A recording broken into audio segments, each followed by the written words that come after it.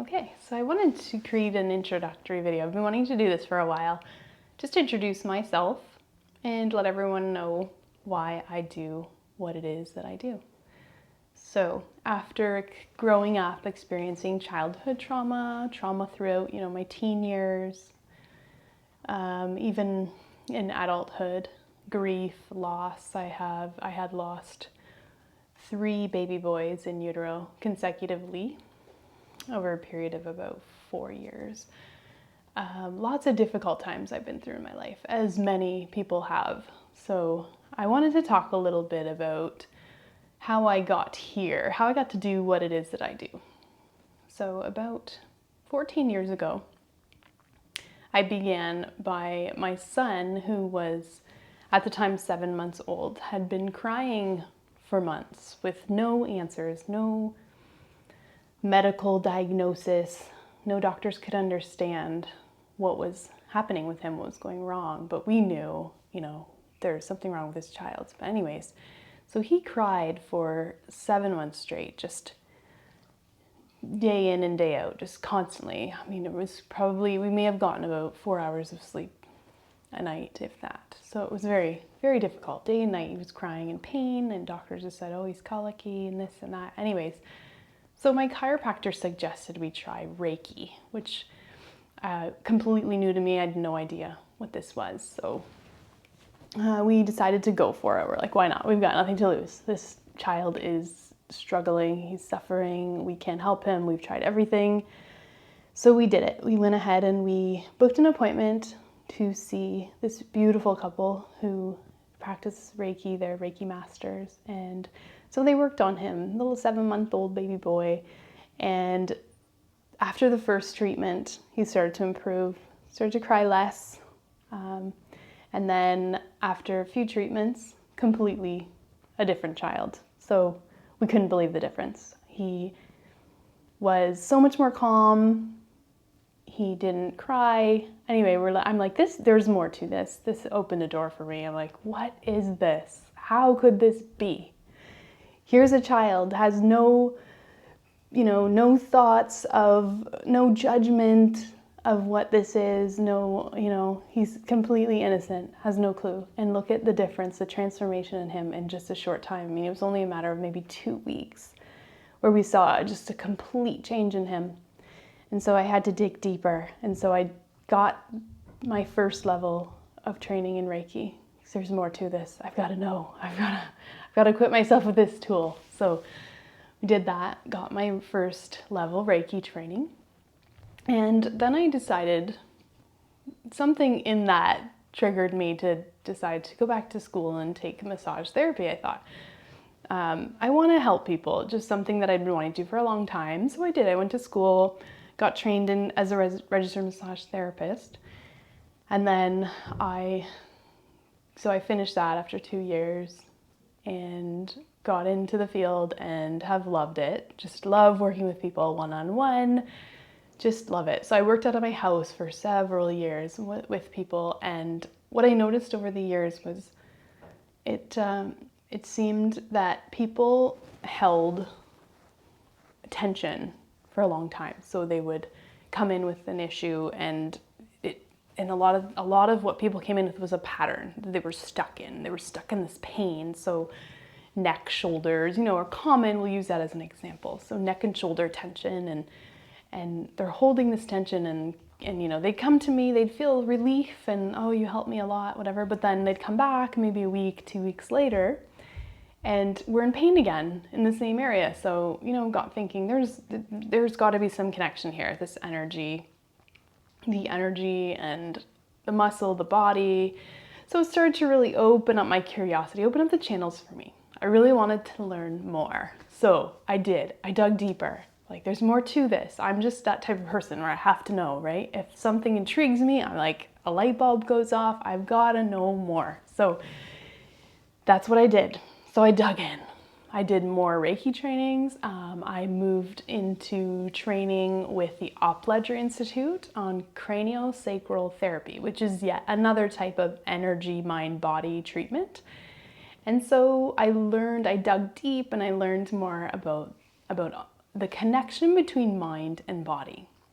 And I learned so much in the process, but that our mind controls our body. So our thoughts, any tension, any grief, any sadness, we store in our body. So we have, basically our body is essentially a roadmap of our life. So you can, when I look at the body, when I treat someone, I can find, through my training, I can find energy cysts in people. And this is where energy gets stuck in an area of the body. And after a while, this can manifest into pain, into illness, and even into disease. So I learned over time that this is the root cause here. Our mind is in control of everything. And this energy movement through our body is so important. And so we have to get this movement through our body. We have to get these channels opening up. So I really felt empowered. Like, this is great. This is all amazing information, and it's gonna be so helpful. So I started really implementing it with my clients. And it was really cool to see how people became so empowered when I helped them, when I instructed them, when I gave them more tools to be able to do a lot of this stuff on their own. Then I decided I need to dig even deeper. So what I did actually was I had several clients that were children. And these children, what I've noticed over the years was that there was more and more, as the years went on treating children, that there was more and more tension in their neck and their shoulders, like comparable to an adult. So I thought there's something going on here. So I dug deeper once again. I'm like, we need to equip kids with tools, because I think a lot of it too is it's the environment. There's a lot of stimulation going on around them now, and there's not a lot of downtime. So I felt it's really important that we equip them with more tools than ever now to survive the ever-changing world we live in. So I decided to take kids yoga teacher training. So I did. I actually took 2 different trainings in kids yoga teacher training. So what this did was it allowed me to teach children and give them tools at a young age to sort of begin to feed them with these tools that they could use so that in their life they'd be available to them. So kind of when we teach kids yoga, what we do is we kind of trick kids into learning tools. So we kind of feed them to them in their own age appropriate way, right? So we do that anyway. So that was pretty cool. And then I felt like I just have to dig even deeper. So I decided to go ahead and take the adult yoga teacher training as well. In the process, I've also taken some mindfulness training, some relaxation specialist trainings, a lot of different trainings, because that's just me. I have to be learning all the time. So I'm always reading and learning and taking courses and all these things. So I'm going to back step a little bit here, because in the process, there's been a lot of my personal life that's really infiltrated into my growing and my career and what I do. A lot of it has been driven by my personal experience. So 2016 was a tough year for me. I had lost my 3rd baby in utero. It was baby Jade. It was very, very difficult being the 3rd one, after doctors had told us, oh no, there's no reason this should happen again, so just go ahead and get pregnant again. And we tried, and it just ended halfway through the pregnancy. Baby passed away again in utero. It was very difficult, very traumatic, very, very traumatic. Traumatic to birth a child is deceased. Just very, very difficult. So this happened, and then on my way home from the hospital, I suffered a pretty severe burn from a hot tea. So that happened, and then coming home and just, settling back in, trying to go through the whole grieving process after losing a child. And then about 3 weeks after losing baby Jade, I broke my foot. And it was my right foot. So I was stuck at home. and I was grieving, and when I broke my foot, it's funny because I was in the process of trying to figure out like what to do to distract myself from this grief because it was so hard. So I was out there, I was working.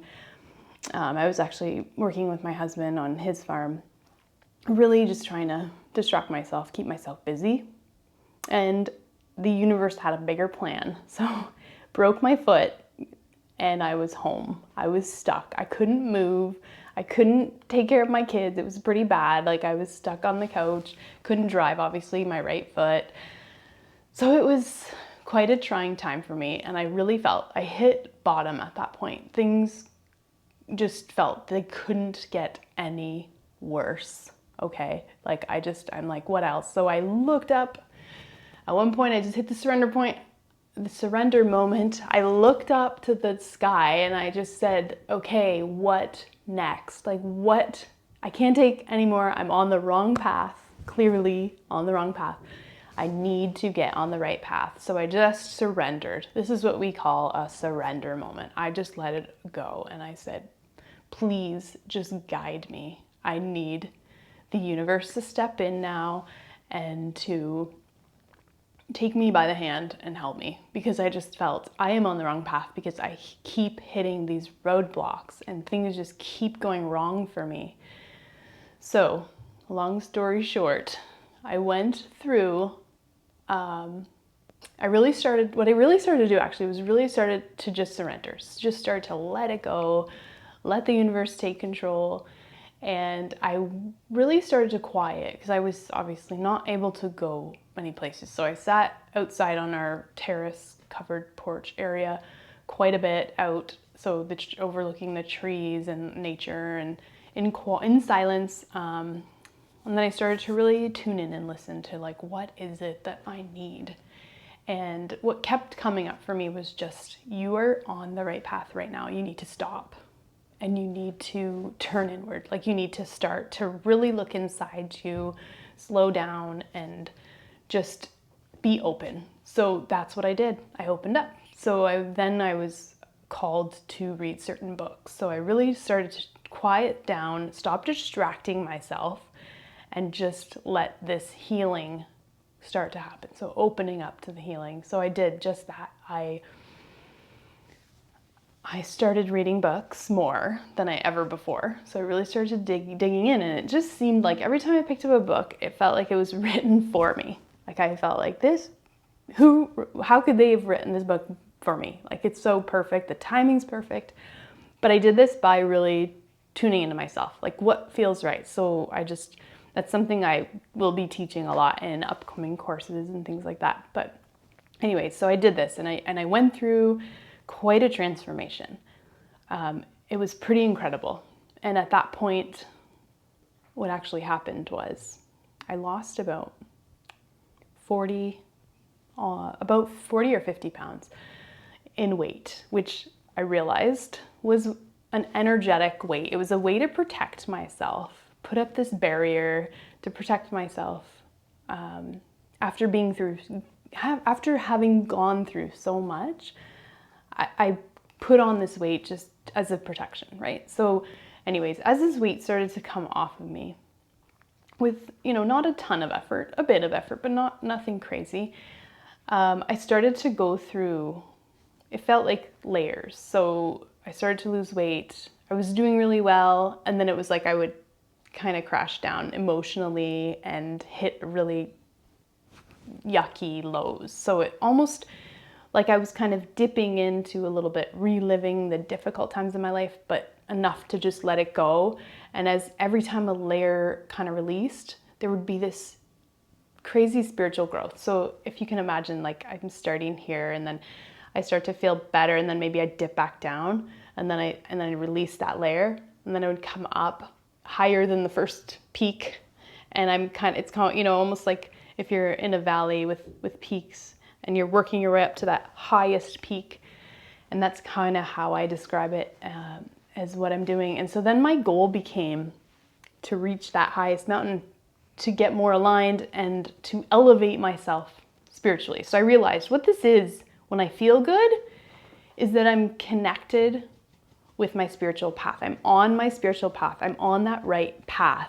Whereas before I felt like I'm on the wrong path. Everything's going wrong, right? So whenever I felt good, it was like, yes, I'm on my spiritual path. So what I did was I defined that. It was actually an audiobook I was listening to. Just the words in the book spoke to me, and it was talking a lot about bliss and feeling bliss in your life and what bliss is. And so it came to me that bliss is going to be my goal. So I am working towards this life of bliss. But in order to do that, it's not about adding things into your life. It's not about external things coming into you. What it is like you're unwrapping yourself. So you're unwrapping this gift. So in my case was bliss inside of me. So one layer at a time. And yes, it takes work, but I cannot even tell you the difference.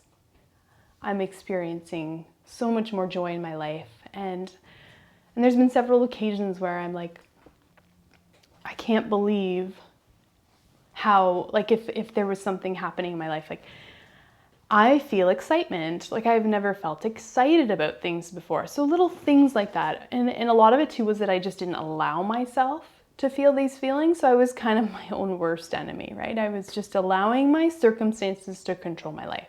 I was stuck in a victim complex.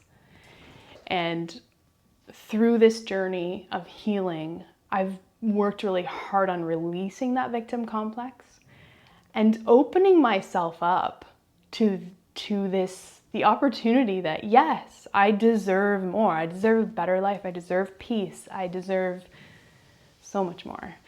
And losing the babies was so incredibly difficult, but often I'm motivated by the fact that those little boys, they would want me to be happy, and they want me to live this life of peace and to move forward and do things, sort of to create a legacy for them and just to leave my mark. And I really realized that this is my purpose, living my purpose. So then what happened is in 2018, the opportunity, everything kind of fell into place for me to open my own studio.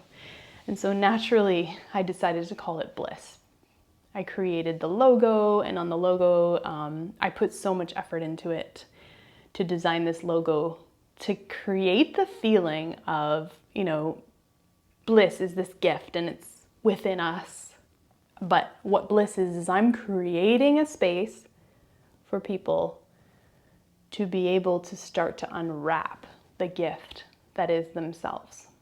So that was where bliss came from. So then I created this business, I created this studio, created a space. I put so much intention into it, like so much love and intention. I painted everything myself, and with every brush stroke was just so much intention that this space is going to become a place where people will heal, people will start to open up those energy channels, and incredible. So once I did open and people started coming, attending yoga classes, coming for maybe Reiki treatments or massage treatments and things like that, people started to tell me how they felt it. When they walked in the door, they felt like they were being hugged, they felt the love, they felt the intention behind it. And that's just continually what I've heard from people, is that they could feel the intention.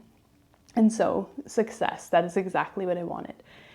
And then I found more bliss than I ever thought possible from serving others. So then I discovered using all that I have been through and coming into this place where I am now and using all that in between and all those lessons I learned to help others has just been such a gift for me. So I truly love it. And every time I stand in front of a group and teach, or if I have a client that I work with and I do energy work or massage therapy, when they get off the table or when they leave the class and I see the look in their face and I see the shift and the change, and I see that openness, I realize this is why I'm here and this is why I went through what I did. And so I am so deeply grateful for every single person that has been on this path with me, that has crossed paths with me, has helped me, because every single person that walked in the door helped me to, to create the space. We all bring intention. We are all here for a reason, and it's helped me to grow. It's helped me to heal. It's been amazing and incredible journey. And then COVID came, and unfortunately my studio is too small to continue. But I do believe that this has opened a greater door for me. So now what I'm working on is creating online courses and different kinds of content. I'm working on writing a book right now and eventually a podcast. And what I just want to do is continue to connect with people and to continue to share my story and my journey in hopes that it will help people to see that there is a possibility to feel good. Like there is that possibility. Like we can feel better. So, I've lived through some very, very dark times in my life. I've lived through really hard times. And I mean, every day is still growth. And I'm not saying I don't still live through hard times, because I do. But what I find now is I'm easier able to let it go. It's more easy for me to move on, see the challenge for what it is, a challenge, and see it as growth and be inspired by it and learn from it, and to teach others using my experiences and my growth. So, a ton of gratitude if you've stayed on this video this whole time. I am so grateful, and I'm glad you listened to my story, and I hope that there were pieces of it that may help you, may inspire you to know that we can all live our bliss. We can all find our bliss. And I promise you, I am dedicating my life to helping others to find this peace, this calm, this clarity, and this deep, deep self-love and compassion. From my light to yours, namaste.